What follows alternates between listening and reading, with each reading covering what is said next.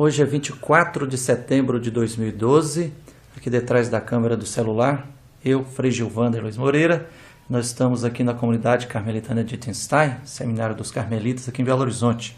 Eu estou aqui com o Frei Carlos Mestres. Bom dia, Frei Carlos. Bom dia, Gilvander. Você está bom? Beleza. Frei Carlos, nós estamos no mês de setembro, né? Para várias igrejas, mês de setembro é o mês da Bíblia. Por que setembro se tornou o mês da Bíblia? Eu penso que é porque no último dia do mês de setembro temos a festa de São Jerônimo, acho que é dia 30.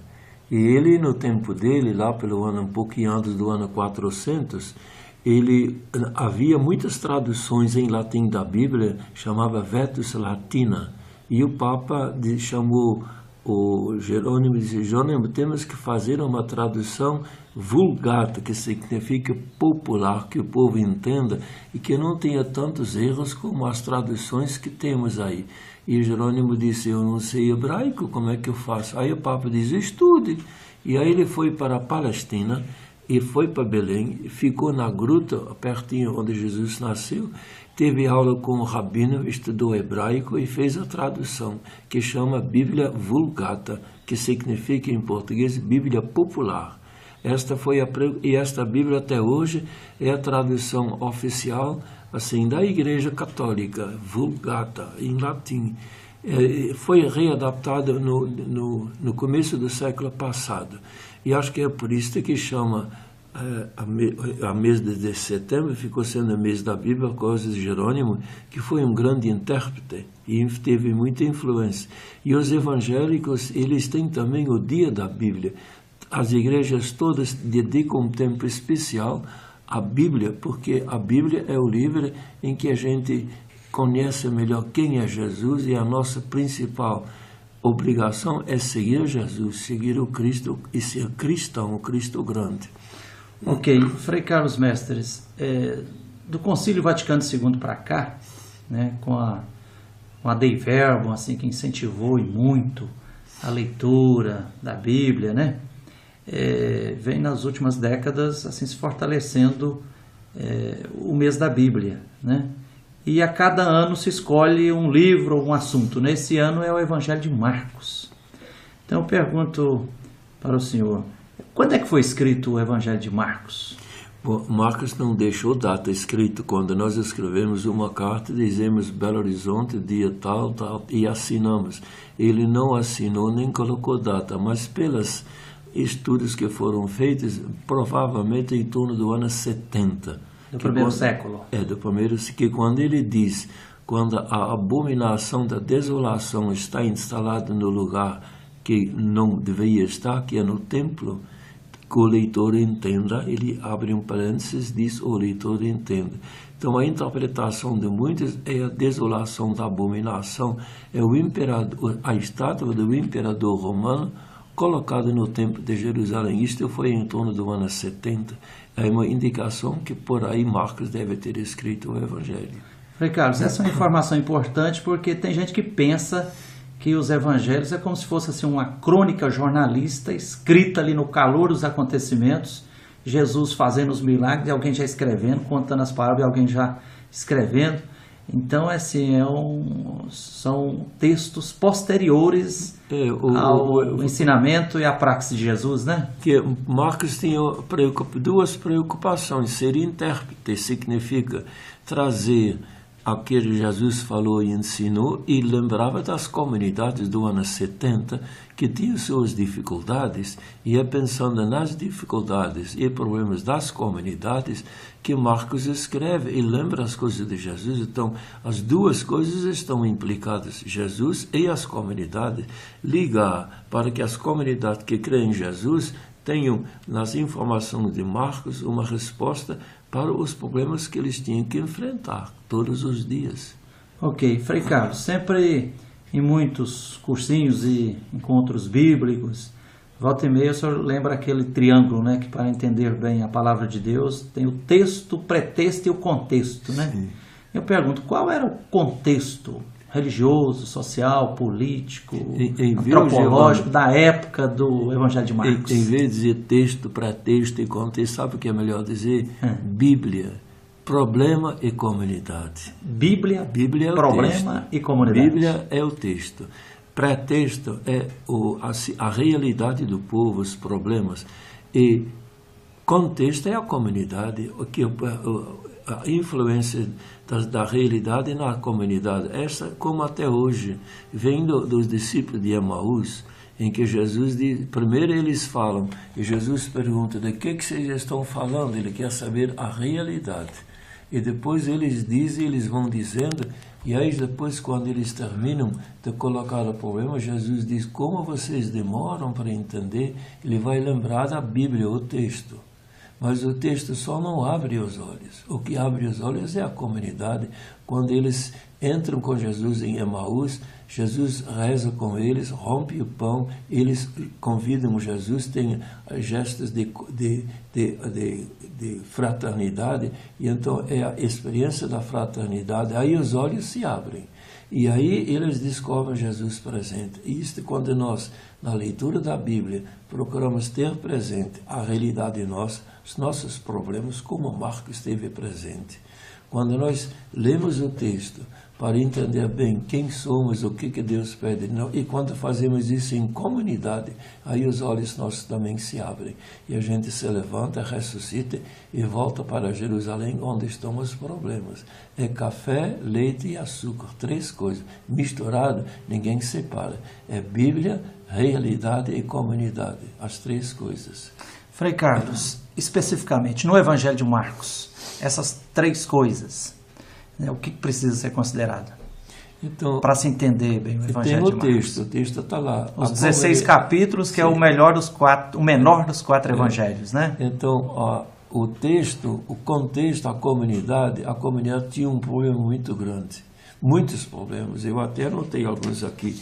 O problema da perseguição. O problema da rebelião dos judeus contra Roma.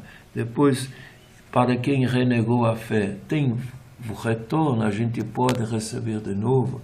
Ou depois, como é que a gente faz para escolher novas lideranças na comunidade? Outro problema, quem é Jesus? E como explicar essa cruz sobre tudo isto? Porque o Antigo Testamento diz que quem é pendurado numa cruz é um maldito de Deus. Então, uma dificuldade muito grande para os irmãos judeus de aceitar Jesus como Messias, o maldito de Deus. Então, como explicar essa cruz? E até não só a cruz de Jesus, mas a perseguição. Por que a gente é perseguido e o sofrimento na nossa vida de hoje?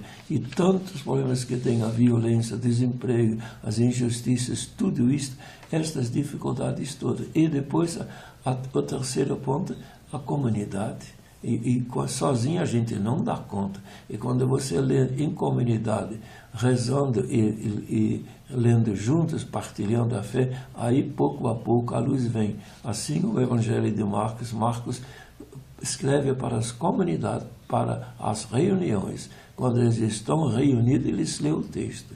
Lembram as dificuldades todas, o contexto, como você falou, e o pretexto, que são essas dificuldades, e o texto.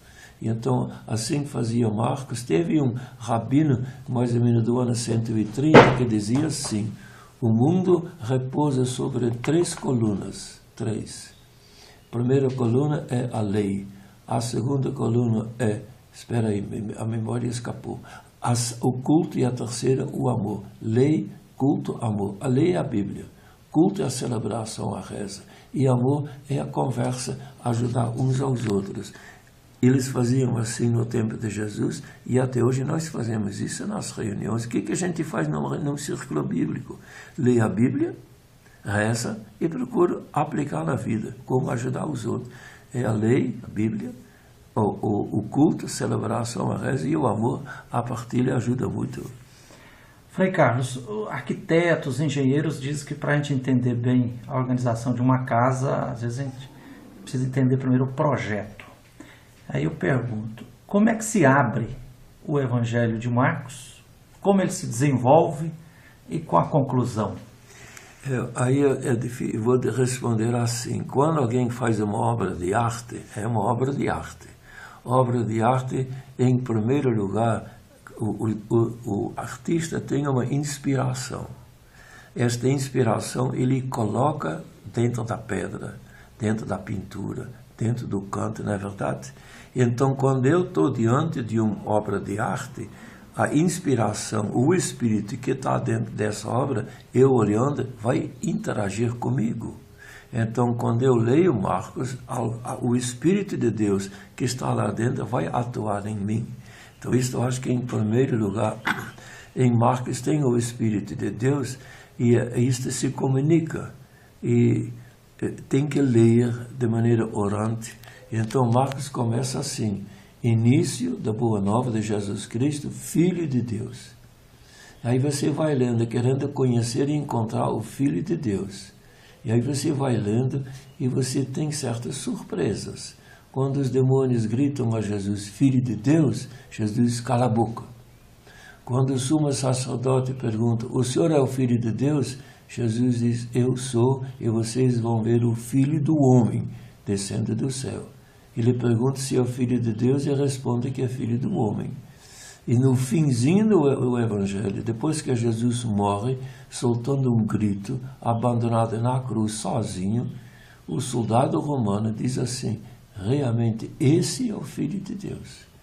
Então o projeto é nos levar a quem é Jesus, onde eu encontro o Filho de Deus, é no homem martirizado, abandonado, que doou sua vida pelos outros, do qual muitas as autoridades dizem um abandonado por Deus, e nós nele reconheçamos a sabedoria e o poder de Deus.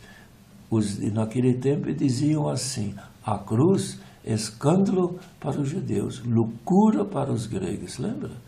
E para nós que cremos em Jesus, é a expressão do poder e da sabedoria de Deus. Então, lendo o Evangelho de Marcos, você vai tendo estas surpresas e no fim descobre o Filho de Deus onde encontrá-lo hoje. Frei Carlos, dá para dizer assim que para entender e seguir Jesus, segundo o Evangelho de Marcos, a gente tem que ter a ternura e a sensatez de entender a partir dos injustiçados? A partir que Jesus faz da vida dele um serviço. Né? Ele é o Messias servidor. Pedro não entendia isso. Os apóstolos também não entendiam. Cada vez que Jesus fala que vão me matar, ele pensa no servo de Javé em Isaías, capítulo 53, que foi desprezado pelos outros e nós reconhecemos nele aquele que carrega as nossas culpas. Então é uma pessoa oprimida e os oprimidos encontram em Jesus uma resposta de quem os acolhe. Então esta atitude, eu acho que isso é muito importante, reconhecer em Jesus aquele que vem para os que mais são marginalizados, e muitos marginalizados em nome de Deus, em nome da fé que eles tinham, e Jesus acolhe os marginalizados, os excluídos, os pobres, estrangeiros, esse povo todo ele acolhe e revela assim que Deus é Pai de todos e de todas, e ele revela este amor universal. Ele se coloca a partir dos excluídos e fala para todos.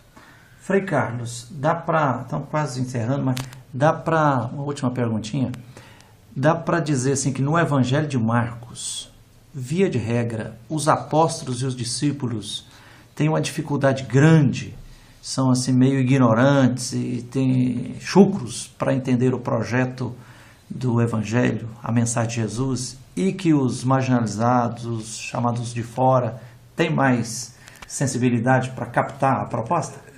Tem duas coisas aí. Tem os apóstolos no começo, o Evangelho começa chamando discípulos. E a última coisa que Jesus faz é chamar discípulos. Os discípulos e as discípulas são o xodó de Jesus, hoje e ontem. E hoje nós discípulos, e na época de 70 de Marcos, muitos discípulos tinham fugido, negado, por causa das dificuldades. E se perguntava, é possível voltar? Então Marcos escreve para dizer, é possível voltar, e ninguém pode desesperar. Então ele diz, os discípulos não entendem Jesus. Pedro nega, Judas trai, todos dão no pé, ele cabra sozinho e manda dizer, lá na Galileia eu espero por vocês. Nós podemos romper com Jesus. Jesus nunca rompe conosco. Isto os discípulos tiveram muita dificuldade de entender. E tinha gente, o Simão Cirene, as mulheres, aquela senhora que ungiu os pés de Jesus em vista do enterro dele, estas pessoas entenderam isto. E então, nesse conjunto todo, Jesus nos mostra, para poder entender bem o Evangelho, Jesus diz, Pai, eu te agradeço, porque revelaste estas coisas, escondeste essas coisas aos sábios e entendidos, e as revelaste aos pequeninos. Sim, Pai, assim foi do teu agrado. E se nós que estudamos muito queremos entender o Evangelho, nós temos que nos fazer alunos dos pequenos. Eles nos ensinam. Ensinaram para você, viu, Giovanna? E também para mim. Palavra do Senhor. Ok, muito obrigado, Frei Carlos. Então nós estamos conversando aqui com o Frei Carlos Mesters, que é frade carmelita, é biblista do CEBI, Centro Ecumênico de Estudos Bíblicos. Eu aproveito a oportunidade para aconselhar quem, se quiser acompanhar semanalmente algum dos textos do Frei Carlos Mestres, sempre no site www.cebi.org.br, cebi.org.br, né? E aqui tem sobre a mesa aqui alguns dos livrinhos do Frei Carlos Mestres, né?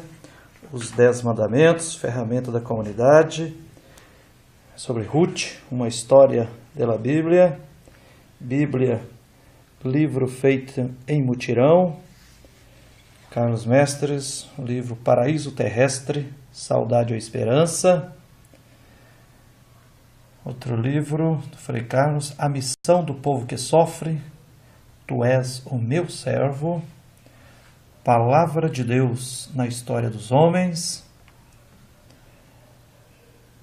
Por Trás das Palavras, 6 dias nos porões da humanidade, de Frei Carlos Mestres. Flor sem defesa. Deus, onde estás? Uma introdução prática à Bíblia. Palavra de Deus na História dos Homens. O avesso é o lado certo. Círculos bíblicos sobre o Evangelho de Lucas. Uma pequena amostra dos muitos livrinhos que o Frei Carlos Mestres vem escrevendo ao longo de mais de 40 anos. E os livrinhos podem ser encontrados nas livrarias das Vozes, Paulinas, Paulos ou da Loyola. E obrigado a todos e fique na companhia do Evangelho de Marcos, mês da Bíblia de setembro de 2012. Um abraço de Frei Gilvander.